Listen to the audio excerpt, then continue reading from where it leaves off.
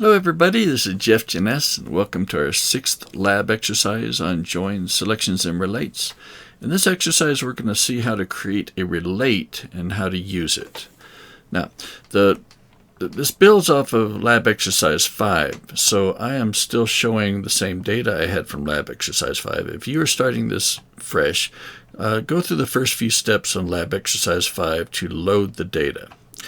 Alright, now, since I am still got the same data open, I'm going to have to remove the join that I created in lab exercise 5. You won't have to do this if you're starting fresh, but this is still good to learn. All right, so if you have a join on it, or even if you have another relate on it and you want to get rid of it, what you do is you right click on the layer that you created that join for, come down to joins and relates, and either remove the single join or remove all joins. This one's usually just a little more efficient, so I'm clicking that. Alright, so now we are ready to move forward with creating a new relate in this data set. If you recall, the data that we're looking at, we have a road feature class that has very little information. I'm going to open the attribute table for it. So it has the geometries, but it doesn't have a lot otherwise. On the other hand, we do have a standalone table of information that is associated with each road, and this information is considerably more extensive. Tells us a lot of good information, including what kind of vehicle we could likely drive on it. So this is a good piece of data. This has the extra information we want to know. In lab exercise 5, we saw how to create a join in which we would see all that data in a single table. And here we're going to see how to create a relate, similar to a join, but just a little bit different way to get data from those other tables. All right.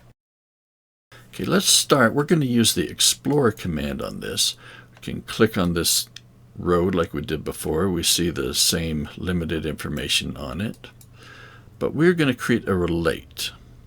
What we do is we right-click on it, go to Joins and Relates, add a relate. We pick the feature class. We pick the standalone table we're going to connect to it. We're using the RTE_CN because that's common to both. You can name your relate whatever you want. I'm just going to go with the default. Cardinality means how many records from the standalone table should be connected to each road. Now in this case there's only one record from this table that connects to each road, so we wouldn't be doing a one-to-many. We're going to be doing a one-to-one. Okay, we hit OK. The relate is now in place. Now let's see how it works. We're going to use the Explore command. We click on this same road.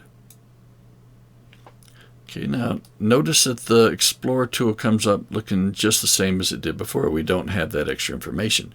It's now available through this little hierarchy of related tables. So now we click on this one and we click on this particular record. This is the extra information that is attached to that road. So we see here it's a high clearance vehicle.